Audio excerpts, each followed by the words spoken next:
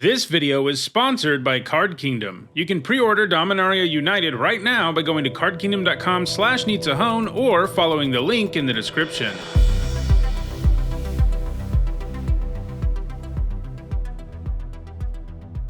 Hi everyone, I'm Needsahone, and today I'm continuing with my Dominaria United limited set review. So far we've looked at every multicolored, colorless, and white card in the set, and today I'm continuing with a look at every blue card. Tomorrow we'll take a look at every black card, the day after that every red card, and so on until the review is complete. Before we jump into the video, a few things to keep in mind. First, this is a limited review. That means I'm only talking about the viability of these cards for limited formats, which are draft and sealed. That also means I'm only talking about cards that appear in draft boosters. Additionally, because I'm reviewing these cards ahead of time, I will be wrong about some of them. That's the nature of a set review. Throughout the limited season, I'll post videos updating my thoughts on this format. Lastly, I use a letter grade system to sum up my thoughts on cards in my set reviews, and if you're unsure what those letter grades mean, you'll find an explanation in the description. Alright, with all of that out of the way, let's dive in with a look at our first blue card. First up, it's Academy Lore Master, which for 2 blue is a 2/3 human wizard at rare, and it says at the beginning of each player's draw step, that player may draw an additional card. If they do, spells they cast this turn cost 2 more to cast. This is a really interesting design. In the later stages of the game, you're going to be interested in drawing extra cards, and so is your opponent, because at that point you have enough mana to not worry about the extra cost, but you really need gas. The fact that this is symmetrical makes it sort of weird to evaluate, but overall, I think it kind of ends up being a wash. You and your opponent can both benefit from it, and you get a 2/3 out of the deal, and they don't. Bad news is your opponent can take advantage of the effect first, since their draw step is imminent, and if they draw removal after drawing their extra card and kill the Lore Master, they get a 2-for-1, and that's going to feel pretty awful. In the earlier part of the game, neither player is going to be super interested in drawing an extra card because developing the board is useful, so if you can play this on turn 2 as a 2-mana 2/3, that's kind of a thing, I guess. Overall, the Lore Master is probably just a C. It has a really cool effect, but the fact it's symmetrical means it's both upside and downside. Next up, it's Academy Wall, which for 2 generic and a blue is a 0/5 wall. At common, it's got Defender. Whenever you cast an instant or sorcery spell, you may draw a card. If you do, discard a card. This ability triggers only once each turn. So, this is not the most exciting spell payoff ever, especially because it's stable to such a mediocre creature, but it can block some stuff and then give you some nice looting. It has Defender 2, and that matters some. It seems like it probably has a decent role in the Defender deck, which is sort of a multicolored deck in the format that's not within a particular color pair, and in both blue-red and blue-black, which are spell decks that are less interested in attacking with creatures. So it has a lot of homes, but it's definitely not going to be anywhere close to one of the payoffs you're really looking for in any of those decks. It's probably just a C-. Next up, it's Aether Channeler, which for 2 generic and a blue is a 2/1 human wizard at rare. When it enters the battlefield, you choose one. You can make a 1/1 white bird creature token with flying. You can return a non-land permanent to its owner's hand, or you can draw a card. So this is pretty much the best mana war ever, and it makes bird tokens, so you know it's a card I'm going to love. Whatever option you choose when you cast a Channeler, you're getting an amazing deal. Each mode individually would probably be a B, like if this was a 3-mana 2/1 that made a 1/1 flyer, it would be a B. Same with the other modes. So I think the modality of having an option between each of these pretty powerful effects makes it a B+. It gives you a ton for its cost. Next up, it's Battlewing Mystic, which for 1 generic and a blue is a 2/1 bird wizard at uncommon. It's got Kicker for 1 red. This is a returning mechanic. It means you can pay a cost to get an additional effect when you cast this. It has flying, and if you kicked it, when it enters the battlefield, you discard your hand and draw 2. This looks really good. A 2-mana 2/1 flyer is actually a pretty solid rate for an aggressive flyer, and I love that in the later game, you can kick this for some serious card advantage. Basically, this is great on turn 2, and great as a late game top deck, and fine in the mid game, so I really like it. I'm giving it a B. Next up, it's Combat Research, which for 1 blue is an uncommon enchantment aura with enchant creature. Enchanted creature has, whenever this creature deals combat damage to a player, draw a card. As long as enchanted creature is legendary, it gets +1/+1 and has Ward 1. Putting this on a legendary creature will feel pretty good, as the stats boost allows you to more easily draw the card, and Ward 1 means it's harder for you to get blown out. This isn't quite as good as something like Curious Obsession, which always gives a boost, but it does a pretty good impression, which means it will be great to put on evasive creatures who can suddenly start drawing you extra cards. There are also lots of situations where it isn't very good. There just isn't always a board state where you can force a creature through, and this is effectively a dead card in such a situation. There also aren't so many legendaries in the set that you can count on consistently putting this on one. I'm giving this a C. Next up, it's Coral Colony, which for 1 generic and a blue is a 1/4 wall. At uncommon, it has Defender, and you can pay 1 generic and a blue and tap it. Target player mills X cards, where X is the number of creatures you control, with Defender. So this is a decent 2-drop for slower decks, and not a bad Defender payoff for the Defender deck. I definitely prefer Black's Blight Pile or White's Wingmantle Champion as the primary win condition for these decks, since those cards can win the game more quickly. Problem with milling is that it can also really backfire, and it typically is going to be slower than making your opponent lose life or attacking them. But yeah, if you have enough defenders, this can also end the game. It is kind of alright in any blue deck too, as a 2-mana 1/4 is actually a pretty decent blocker. It's probably like a C- in any old blue deck, and a B- in the Defender deck. Next up, it's Defiler of Dreams, which for 3 generic and 2 blue is a 4/3 Phyrexian Sphinx. At rare, it's got flying. As an additional cost to cast it, to cast blue permanent spells that is, you may pay 2 life. Those spells cost blue less to cast if you paid life this way. This effect reduces only the amount of blue mana you pay. Whenever you cast a blue permanent spell, draw a card. So, like the rest of this cycle, this is great. It lets you pay pseudo-Phyrexian mana for your blue permanent spells for one of the blue mana symbols on the card, because you can pay 2 life instead of mana, and that discount is really nice. And then when you also cast blue permanent spells, you just get to draw a whole card, which makes all your blue permanent spells into 2-for-1s. Oh, and by the way, on top of all of that, this is a 5 mana 4/3 flyer, which is a great rate. This is a bomb. I'm giving it an A. Next up, it's Gin of the Fountain, which for 4 generic and 2 blue is a 4/4 Gin at uncommon. It has flying, and whenever you cast an instant or sorcery spell, you choose one. It gets +1/+1 until end of turn. You can exile the Gin and return it to the battlefield under its owner's control at the beginning of the next instep, or you can scry 1. This has mediocre base stats, but its modal prowess-like ability is pretty sweet, even if all the options on it individually aren't that exciting. You'll always have an option that is relevant though, since scrying is something you can always do and get an advantage from. It benefits from the fact that there are also 3 blue archetypes in the format that are into instants and sorceries. I think this is a B-. Next up, it's Urtai's Scorn, which for 1 generic and 2 blue is an uncommon instant. It costs blue less to cast if an opponent casts 2 or more spells this turn, counter target spell. So, this is Cancel. That will cost 1 less if your opponent has played more than 1 spell. Cancel is usually a D+ in Limited these days. 3 mana is a ton to leave up to counter something, especially when 2 of it is blue.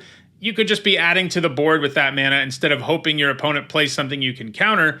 And while there is upside here that makes this cheaper sometimes, I only think it's a small upgrade. I'm giving this a C-. Next up, it's Essence Scatter, which for 1 generic and a blue is a common instant. It says counter target creature spell. This reprint is actually a counter spell I like to play. It can only counter creature spells, but it does it at only 2 mana, and you only need 1 blue. Most decks will have 15+ creatures, and that's plenty of targets for the first of these to be a solid inclusion in your blue decks. Overall, I think it's a C. One thing to keep in mind: don't fall into the trap of thinking of counter magic as straight up removal. In most cases in Limited, it's substantially worse. The problem is, it's like removal that only works if you have the mana up at the exact right time, and that's what keeps this from receiving a grade that is remotely close to a premium removal grade, which 2 mana removal often would be. Next up, it's Founding the Third Path, which for 1 generic and a blue is an uncommon enchantment saga. All the sagas in this format have read ahead, which means you get to choose which chapter it starts on. You do have to ignore the chapters that came before, if that's what you do. Basically, this adds some nice modality to sagas in the set. Chapter 1 says you may cast an instant or sorcery spell with mana value 1 or 2 from your hand without paying its mana cost. Chapter 2 says target player mills 4 cards. And Chapter 3 says exile target instant or sorcery card from your graveyard. Copy it, you may cast the copy.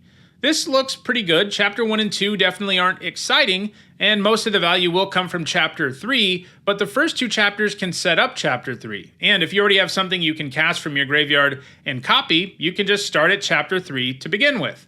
The first two chapters aren't great because you just won't always have things to cast with chapter 1 that often. It also doesn't net you any cards, it just gives you a discount, and those sorts of effects are always way worse than they look in limited. Chapter 2 is basically there to enable chapter 3. And I could see playing this in Chapter 2 a decent chunk of the time, because that way you get more options for Chapter 3, and you have all of your mana available for Chapter 3 on your next turn, which makes it easier to copy spells, because you do have to pay mana for them. Obviously, you need a lot of instants and sorceries, but both blue-white, blue-red, and blue-black, those three all seem into that card type, those card types, so I don't think it will be that hard to find a home for this. I'm giving it a C+. Next up, it's Frost Fist Strider, which for 3 generic and 2 blue is a 4/4 elemental giant at uncommon. It's got Ward 2, and when it enters the battlefield, you tap target creature an opponent controls and put a stun counter on it. Stun counters are new, but they're evergreen, so we're going to be seeing them all the time going forward. And what they do is, if a permanent with a stun counter on it would become untapped, you remove a counter from it instead. Well, you know I'm going to like this one. I always love creatures whose enter the battlefield abilities freeze something down, and I guess now we say stun something. It's a great tempo play to add to the board while significantly downgrading your opponent's board for a whole turn cycle, and it usually enables you to get the upper hand if you didn't already have it. And if you were already ahead, you often win the game. This is a great uncommon. It's pretty fascinating to compare to Berg Strider from Kaldheim, which was similar. It was easier to cast, but it also demanded you spend snow mana to get the thing to happen, and it didn't have Ward 2. Now, Giants were also a tribal thing in Kaldheim, but I still think the Strider comes out ahead, and that's probably why it's at uncommon instead of common. This may be Blue's best uncommon. I'm giving it a B. Next up, it is Hottie Gin, which for 1 generic and 2 blue is a star 4 Gin. At rare, it's got flying. Its power is equal to the number of instant sorcery cards in your graveyard, and instant sorcery spells you cast cost 1 less to cast. So, as I've already noted, there are 3 blue decks in this format that like casting spells, blue-white, blue-black, and blue-red, so a card like this doesn't really need a build-around grade in the format, as it will be right at home in all 3 of those decks. And if you had to pick one where it's best, probably blue-black because that's the most graveyard-oriented. It's good in all of them. I'm giving this a B+. Next up, it's Haunting Figment, which for 1 generic and a blue is a 2/1 illusion. At common, it's got vigilance, and it can't be blocked as long as you've cast an instant or sorcery spell this turn. It's a little weird to see a mono blue card with vigilance, but this seems like a fine 2-drop. Blue really likes spells in this format, so it will be unblockable a substantial chunk of the time, and even when it isn't, it's not a disaster. I'm giving this a C. Next up, it's Impede Momentum, which for 1 generic and a blue is a common sorcery. It says tap target creature and put 3 stun counters on it, scry 1. So basically, this is temporary removal that doesn't even fully get rid of the thing that it only temporarily removes.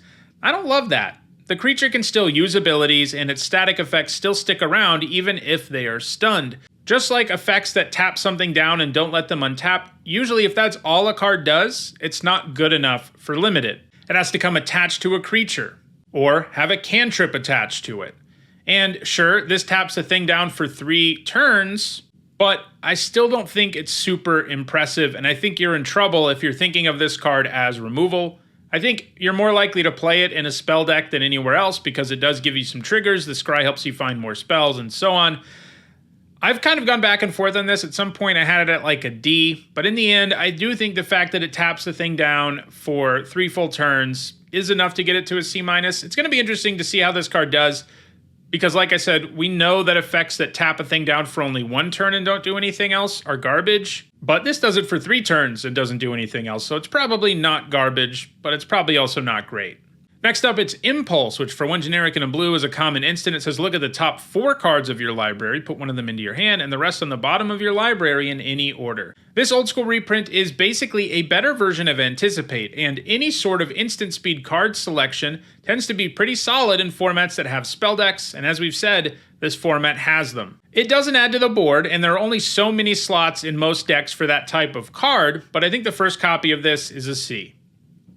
Next up, it's Joint Exploration, which for 1 generic and a blue is an uncommon instant with kicker for a green. Use scry 2 and draw a card. If this spell was kicked, you may put a land card from your hand onto the battlefield, so sort of a build your own growth spiral. The base card here is pretty solid. 2 mana to get a look at up to 3 cards is a pretty reasonable deal as an instant, and if you can kick this, it really can ramp you. Because you get to scry before you draw, if what you really need is lands, you can make sure that you get to ramp most of the time because the scry will help you find a land. I think this is a C+. Next up, it's Micromancer, which for 3 generic and a blue is a 3/3 human wizard at uncommon. When it enters the battlefield, you may search your library for an instant or sorcery card with mana value 1, reveal it, put it into your hand, and then shuffle. So if your deck has 3 spells, this can search up. It's going to be pretty nice. If your deck has 0, you probably won't play it because it's a hill giant. You know, a hill giant is probably a D at best. And then the cards get slightly better with 1 target to search up, then significantly better with 2 and 3. I mean, I think it has a ceiling around B-. I think it's very doable to have 2 or 3 things that it can search up, and that's plenty for it to be a nice card, especially in a spell deck, because not only do you add to the board, you search up a spell that will trigger your stuff. Next up, it's Negate, which for 1 generic and a blue is a common instant. It says counter target non-creature spell. How good this card is varies by format. You know, it's sort of like Essence Scatter. It counters all the things Essence Scatter can't, but most formats are creature formats, so Essence Scatter is more consistently solid. Negate is usually a sideboard card, but every now and then we have a format that's heavy enough in non-creature spells that Negate actually becomes a main deck card. I don't think that's what I see here. I guess, you know, maybe if the spell decks are a big enough factor, maybe you end up main decking this card in your blue decks. But for now, I think I like saying it's a D in your main deck and a C in your sideboard. Most decks just won't have enough targets. Next up, it's the Phasing of Zhalfir, which for 2 generic and 2 blue is an enchantment saga at rare. Chapter 1 and 2, and of course it has read ahead, and Chapter 1 and 2 say, another target non-land permanent phases out. It can't phase in for as long as you control the Phasing of Zhalfir. Chapter 3 says, destroy all creatures. For each creature destroyed this way, its controller creates a 2/2 black Phyrexian creature token. This has a really neat design. You can use the first 2 chapters to phase out things you want to save, and then the last chapter wipes the board. Sort of. It does give everyone 2/2 Phyrexians for each creature they lost, and that is a big downgrade from a pure sweeper. But still, you can save your best creatures while downgrading your opponent's entire board. The read-ahead mechanic is sweet here too, because if you have the time to set up Chapter 3, you can take that time, whether you want to use 1 or 2 turns to do it. But if the board is in such a state you just need to blow it up right away, you can do that too. Notably, in some situations, you could actually use Chapter 1 and 2 to phase out an opponent's creature, which would mean it can no longer attack or block. You'll only be wanting to do that if it gives you lethal damage, because obviously when Chapter 3 happens, their creature will be saved, and that is not ideal. But sometimes it's nice to have the modality here that you can use Chapter 1 and 2 to make a creature unable to block, so you can swing for lethal or whatever. That's not going to be the regular use, but it is a nice additional mode that this card effectively has thanks to read ahead. So, you know, it doesn't actually sweep the entire board. It only downgrades creatures. I think it's pretty powerful, but I think it's only a B. Next up, it's Phyrexian Espionage, which for 2 generic and a blue is a common sorcery with kicker for 1 generic and a black. It says draw 2 cards. If this spell was kicked, each opponent discards a card. So this is potentially a 5 mana 3-for-1, which is pretty exciting. On a base level, it is Divination, which is usually like a C-. This is one of those effects that doesn't add to the board, and that can be a problem, but I think having 1 or 2 cards like this is reasonable, and this is the kind of thing I wouldn't feel bad about putting in that slot. When you can really get it going, it can actually be pretty devastating, and at worst, you've got Divination. I'm giving this a C+. Next up, it is Pixie Illusionist, which for 1 blue mana is a 1/1 fairy wizard at common. It has kicker for 3 generic and a green. It has flying. If it was kicked, it enters the battlefield with 2 +1/+1 counters on it, and you can tap it, and target land you control becomes the basic land type of your choice until end of turn. A 1 mana 1/1 flyer as a baseline is pretty passable, and this has the upside of being a 5 mana 3/3 flyer in the late game, and no matter when you play it, it can fix your mana and help you with domain. I think this looks like a really good common. I'm giving it a B-. Next up, it is Protect the Negotiators, which for 1 generic and a blue is an uncommon instant with kicker for a white. If it was kicked, you create a 1/1 white soldier creature token. Counter target spell unless its controller pays 1 for each creature you control. So if you kick this, it's a 3 mana 4 spike that also gives you a 1/1. That's not great.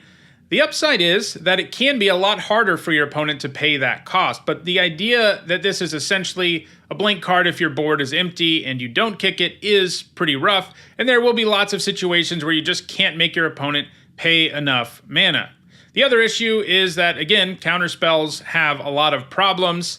They aren't often that useful in creature-heavy decks since you would rather be adding to the board. It is a little awkward that this wants you to have creatures on the board, Like I said, the blue-white theme in the format is about spells and going wide, so this looks like it's really tailored for that deck, and that could mean it overperforms. I think I want to start it at a C. Next up, it's Rona's Vortex, which for 1 blue mana is an uncommon instant with Kicker for 2 generic and a black. It says return target creature or planeswalker you don't control to its owner's hand. If this spell was kicked, put that permanent on the bottom of its owner's library instead. I think this is really good. It's an awesome thing to search up with your Micromancer, but even apart from that, it's excellent. We don't often get 1 mana instant speed bounce spells, certainly not with major upside, but this definitely has it because if you can kick it, it just turns into a 1-for-1 removal spell that lets you return any creature or planeswalker, mostly going to be creatures unlimited, to the bottom of your opponent's library. So don't even bounce it to the top of their deck like some of these blue time ebb-like effects do. It always goes on the bottom, so chances are pretty good you're never going to see it again. So it becomes a 4-mana removal spell, and it happens to also have a mode that you can pay 1 mana to bounce something at instant speed, which is a good deal in and of itself. I think this is excellent. I'm giving it a B. Next up, it's Shore Up, which for 1 blue mana is a common instant. It says target creature you control gets +1/+1 and gains hexproof until end of turn. Untap it.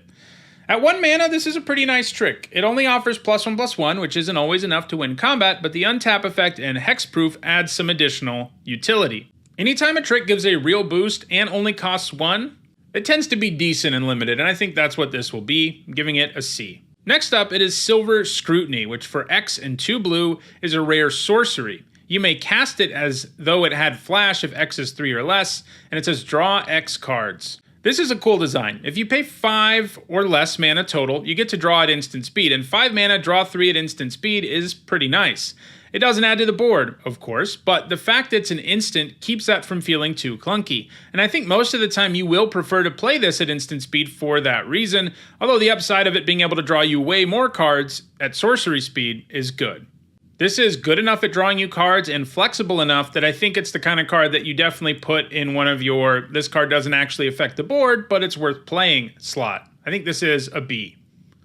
Next up, it's Soaring Drake, which for 2 generic and a blue is a 2/3 Drake at common, and it has flying. This card shows you how much power creep there has been with creatures over the years. Windrake, a 3-mana 2/2 flyer, used to be like a B- or C+ in limited, but now we get a 3-mana 2/3 flyer in limited, and it's a C. You know, it's a solid playable, but it's really nothing special. Next up, it's Sphinx of Clear Skies, which for 3 generic and 2 blue is a 5/5 Sphinx at Mythic Rare. It's got flying and ward 2, and it has a domain effect. This means you get some sort of extra bonus based on the number of basic land types among lands you have control. In this case, when the Sphinx does combat damage, you reveal the top X cards of your library, where X is the number of basic land types among lands you control. An opponent separates those cards into 2 piles, put 1 pile into your hand, and the other into your graveyard. So a 5-mana 5/5 with flying and ward 2 is excellent. If you stop there, you're talking about at least a B. So the domain upside here is pretty sweet since you get to do a domain-based factor fiction every time you hit your opponent, and you're going to net at least 1 card most of the time. This hits hard, has evasion, is hard to kill, and draws you cards. The one sort of downside might be if your domain is too high, you could potentially mill yourself out, but this really only needs to hit your opponent twice to probably win you the game, and it's unlikely that's how you're going to mill yourself out. This is just a bomb, giving it an A.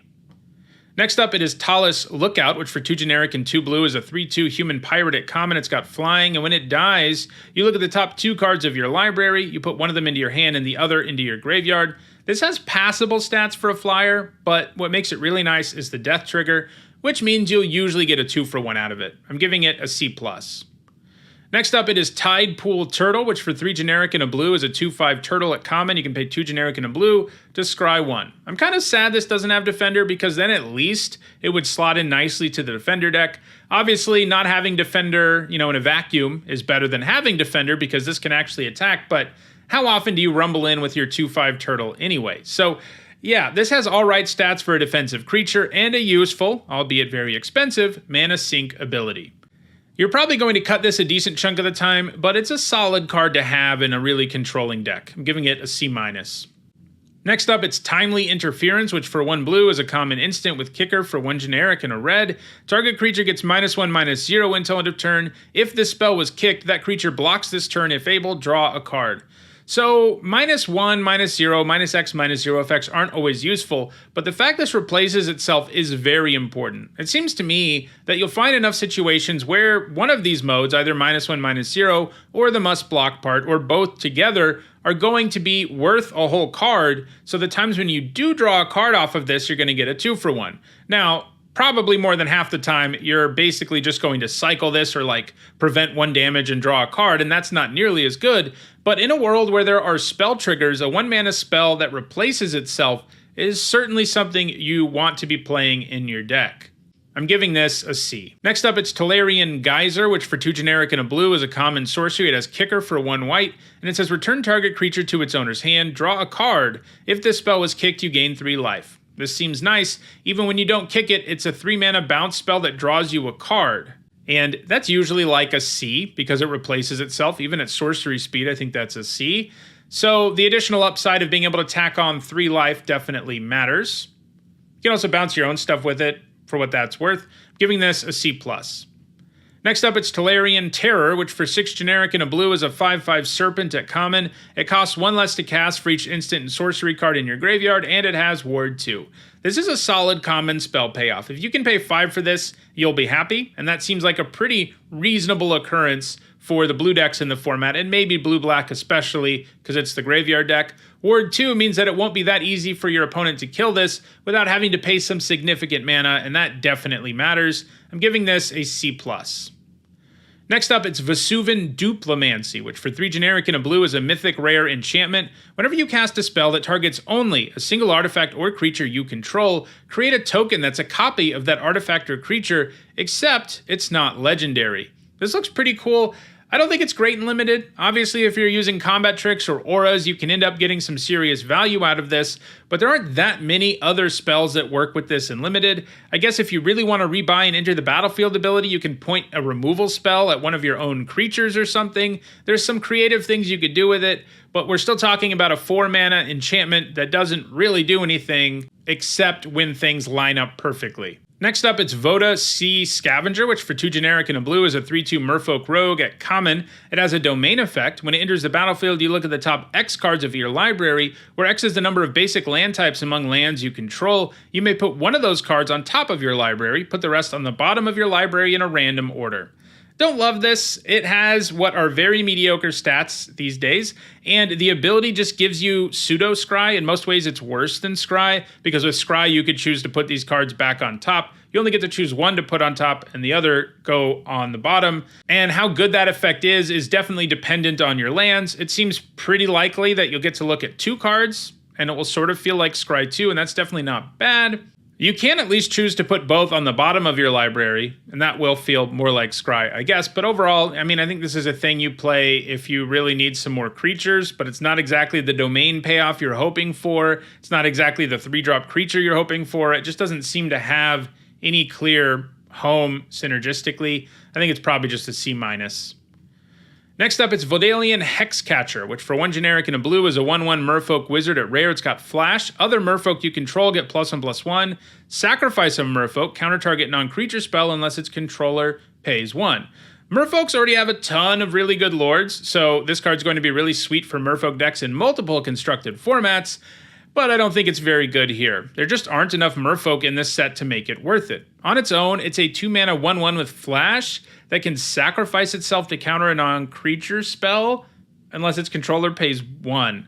So it can be like a really narrow force spike type effect that costs double the mana, and that's not really what you want. There just aren't enough Merfolk. There might occasionally, like that card we just looked at is a Merfolk, and it is a common, and no one else is going to want it, so maybe this is the deck for it. You might occasionally be able to get enough Merfolk to really make this thing do its thing, but most of the time it just won't work out. I'm giving it a D. Next up, it's Vadalian Mindsinger, which for 1 generic and 2 blue is a 2/2 Merfolk Wizard at rare. It has kicker for 1 generic and a red, and or 1 generic and a green. It enters the battlefield with 2 +1/+1 counters on it for each time it was kicked. When it enters the battlefield, you gain control of target creature with power less than Vadalian Mindsinger's power for as long as you control Vadalian Mindsinger. So this is really good. There's a whole cycle that's like this, and this might be the best in the cycle, though the Angel is really good. So if you can pay the full 7 mana, you get a 7 mana 6/6 that can pretty much steal any of your opponent's creatures. Obviously that's a bomb, and the card is far more flexible than that, since you can also steal some stuff, kicking it not at all, or kicking it once. You do need 3 colors to unlock its full power, but that's just not a big ask in the format. I'm giving this an A. It's a bomb. And our last card is Volshay Tide Turner, another common merfolk here, 1 generic and a blue. For a 1/3 merfolk wizard at common, you can tap it to add blue. Spend this mana only to cast an instant or sorcery spell or a kicked spell. We see 2 mana 1/3s that can tap for mana to be spent on instants and sorceries all the time, and they pretty much always disappoint. They aren't terrible, but they also aren't anywhere near as good as like a legitimate mana dork, even with the additional upside here of helping pay for kicker spells. You just don't end up being able to use this mana enough, and the stat line isn't good, giving this a C-. So, those are my thoughts on all the blue cards in Dominaria United. Tomorrow I'll be back to talk about all the black cards, and we'll keep going with the video every single day until we're done. If you enjoyed this video, please like it and share it so that others can enjoy it too. If you want to make sure you catch the rest of this set review and a whole lot of other Magic content, don't forget to subscribe. If you're looking for the rest of this set review, you should see the playlist on your screen shortly. Thanks for watching.